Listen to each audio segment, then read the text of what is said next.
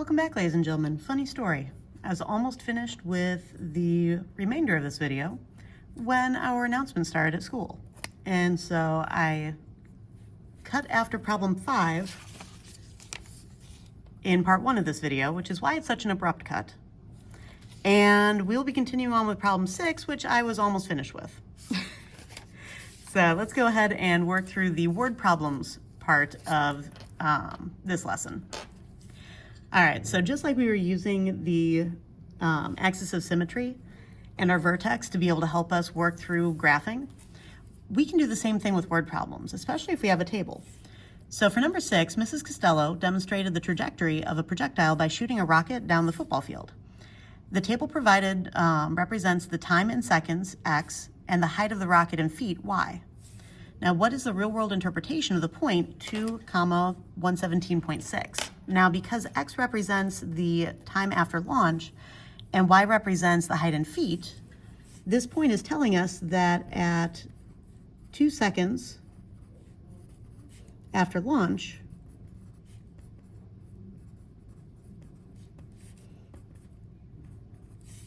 the rocket is 117.6 feet in the air.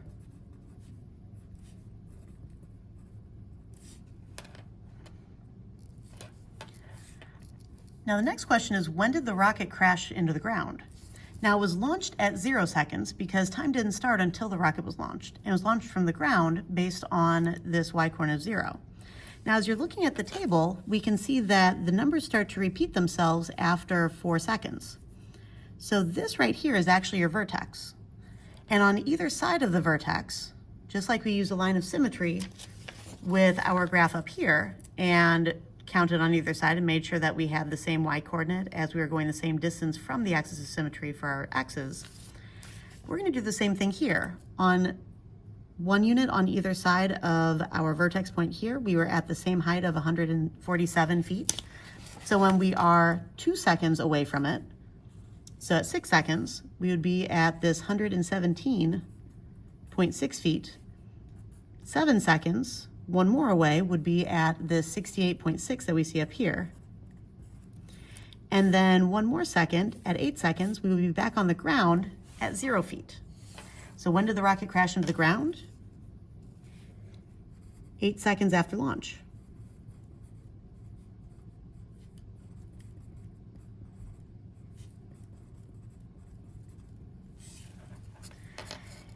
And how high was the rocket after 6 seconds? Well, that was our 117.6 feet over here.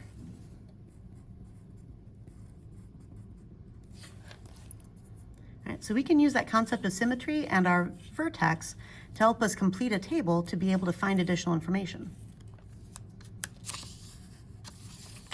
Let's take a look at our last couple of problems here. All right, so for number 7, several students are playing soccer in their backyard one day. As the goalie kicks the ball to put it back into play, the soccer ball travels through the air along a path described by the parabola. Y equals negative 4.9 x squared plus 34.3x plus 1.5. Now this is where y represents the height of the ball in feet and x represents the time in seconds that the ball was in the air. All right, so how far off the ground was the soccer ball when the goalie picked it up and kicked it? That's asking us for the initial height of the ball when it began its path, which would be the y-intercept value. Now, just a reminder, when you're in standard form, the y-intercept is your constant at the end of the equation, because if you put 0 in place of x, the other two terms cancel out. So in this situation, our constant is this 1.5, and if we were to put 0 in place of x for these other two terms, they would again zero out. So how far off the ground was the soccer ball when the goalie picked it up and kicked it? It was about 1.5 feet off the ground when it was kicked. Now, when does the ball reach its maximum height, and what is the maximum height of the ball? What this is asking us for is the vertex point, right? When you are looking at a parabola, the minimum point and the maximum point are the vertex. If you have a parabola that opens up, then you have a minimum point. If you have a parabola that opens down, then you have a maximum point. And anything dealing with gravity, in other words, what goes up must come back down, then you will be dealing with your vertex being a maximum. So when does the ball reach its maximum height? That's asking for the x-coordinate of the vertex. What is the minimum height of the ball? That's asking for the y-coordinate of the vertex. Now, when we are working in standard form, there's the formula that the x-coordinate of the vertex is equal to the opposite of b divided by 2a. And remember, standard form of the equation is y equals ax squared plus bx plus c. And so our b is the coefficient in front of x, in this case 34.3, and a is the coefficient in front of x squared, which in this case is negative 4.9. So we're going to fill those into the formula and find negative times 34.3 divided by 2 times negative 4.9. I'm just going to go ahead and put this into the calculator. Alpha y equals, to get my fraction set up, I have negative 34.3. I always like to put parentheses just to remind myself that the negative sign at the beginning is part of the formula, and then whatever is the sign on the number would need to go with the number into the parentheses. And then 2 times negative 4.9. All right, so 3.5. So at 3.5 seconds, the ball reaches maximum height. Now, once you find the x-coordinate for the vertex, we just need to plug it into the equation to find the y-coordinate. So y, which represents the maximum height, is equal to 4.9 times 3.5 squared plus 34.3 times 3.5 plus 1.5. I'm going to go ahead and type this in. So negative 4.9 times 3.5 squared plus 34.3 times 3.5 plus 1.5. All right, so I've typed it in exactly as I wrote it out here. And that gives me 61.525 feet.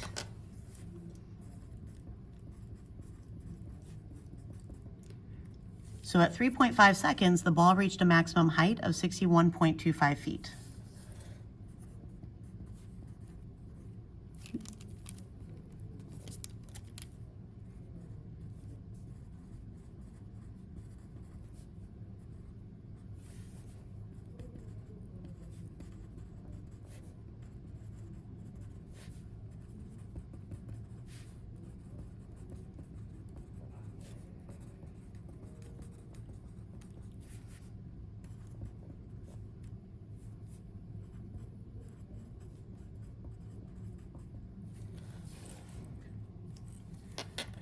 Now, the ball travels toward a fence on the opposite side of the yard.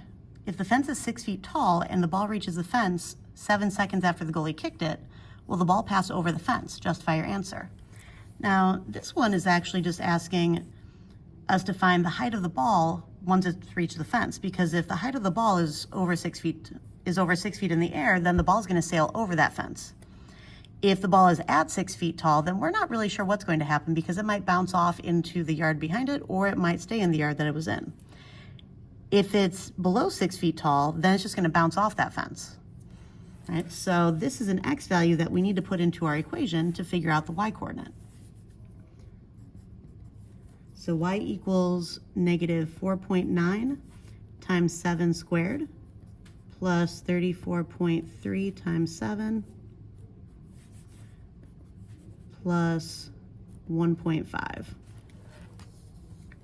Let's go ahead and work that out. So negative 4.9 times 7 squared plus 34.3 times 7 plus 1.5. All right, so that gives me 1.5 feet.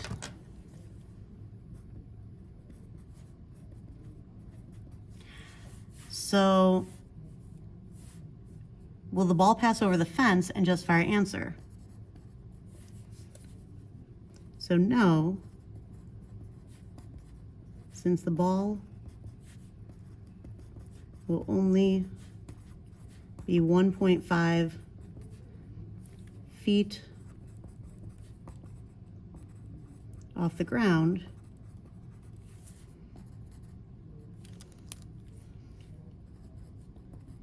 when it reaches the 6-foot tall fence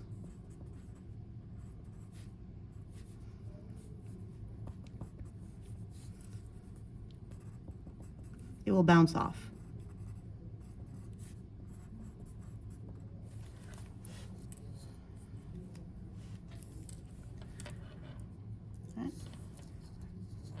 And now for an example that I created to help you guys with the activity that we're going to be doing.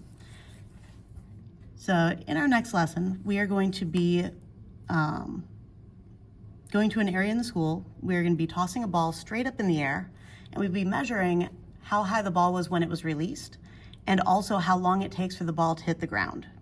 All right, using those 2 points, we're going to be able to calculate the velocity with which the ball was thrown, the function that represents the path of the ball after it leaves your fellow students' hands, and then we'll be able to use that function to figure out the max height of the ball, because it's my hope that you're going to try to toss this a lot higher than we could measure.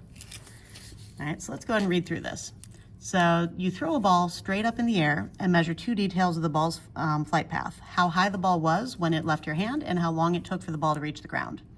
The equation h of t equals negative 4.9 times t squared plus v times t plus h null can be used to represent the path of the ball when thrown straight up in the air.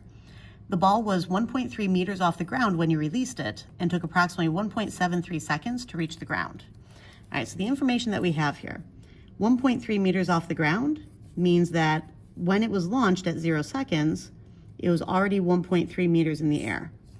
That is our initial height. That's why this is referred to as h null, because this is the initial value. It's your y-intercept value.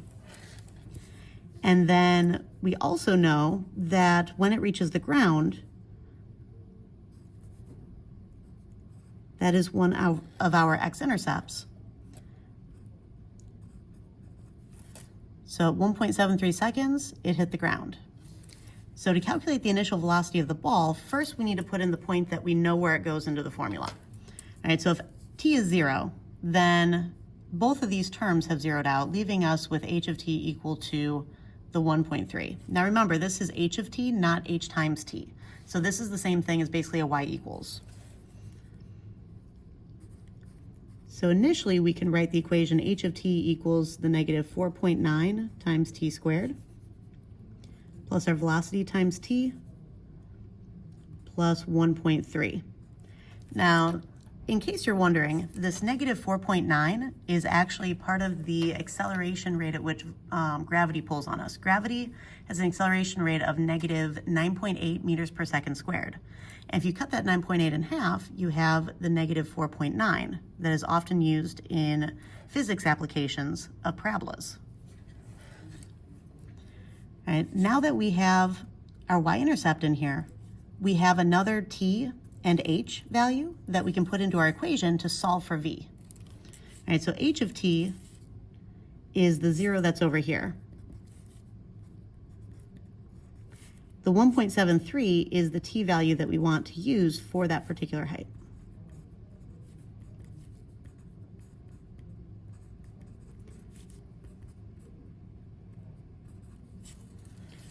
All right, now I'm going to go ahead and simplify what's here. So I need to take that negative 4.9 times 1.73 squared. I'm going to go ahead and simplify that. So negative 4.9 times 1.73 squared gives me about negative 14.665. And since it's not a big long decimal, I'm going to go ahead and keep that entire value in here.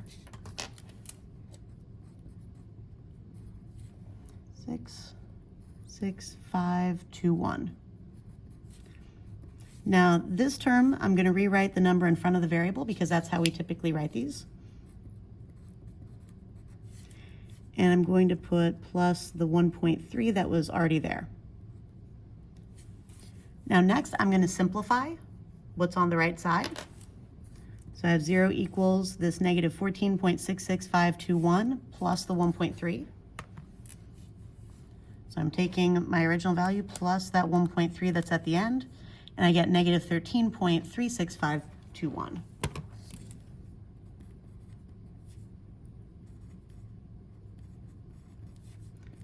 Plus 1.73v. Now, when you're solving for a variable, you need to use your algebraic steps to remove everything from the same side as that variable to get it to the opposite side. This variable is on the right side, so I need to take things from the right, get them over to the left. So to undo that negative 13.36521, I need to add it to the other side.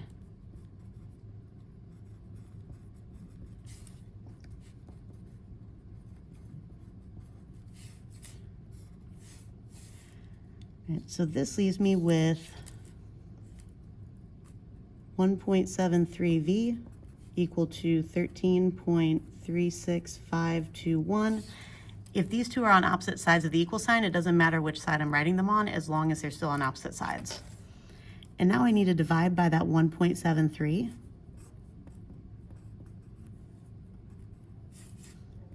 to get my velocity. So I have the 13.36521 divided by 1.73.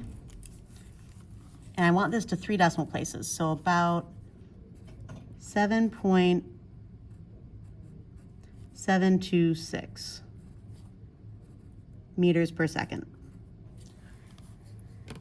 And again, this is meters per second because our height is being measured in meters and our time is being measured in seconds, and velocity is distance over time. Now to write our final function, we're going to take this top equation that we had started with and go ahead and put v in its place. So h of t, so the height at any particular time, is equal to negative 4.9 times the time squared plus 7.726 times time plus 1.3. Now notice that I'm writing my t's with a little tail here as though I'm typing them, kind of like the typed version is here. That's to differentiate my t's from my plus signs. Now, once we have our equation, we need to use our function to find the maximum height that the ball reached. Now again, maximum means vertex. So I need to find the time at which it reached its maximum height so that then I can actually find the maximum height. So finding the time is part of this because you need that in order to actually answer the question that was asked. And again, the input coordinate is found by taking the opposite of b divided by 2a, and b is our velocity in this case, so negative times that 7.726 divided by 2 times a, which is a negative 4.9. I need to go ahead and work that out. So negative, I'm going to set my fraction first, negative parentheses 7.726 over 2 times 4.9, or negative 4.9, and that gives me about 0.788.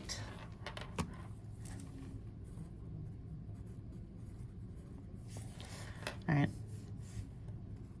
So this is the time at which it reaches its maximum height, but I still need to find that maximum height. Now again, this is function notation. So the height at 0.788 seconds is equal to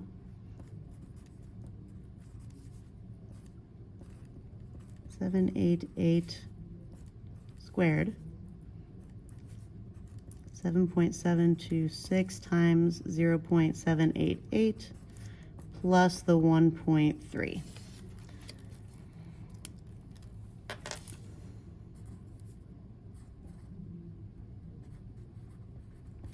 Remember, this is not, I repeat, not multiplication. This is the height at this time is equal to the height that I calculate. So we have negative 4.9 times 0.788 squared plus 7.726 times 0.788 plus 1.3. So that gives us about 4.345 meters. So at 0.788 seconds, the ball reached a max height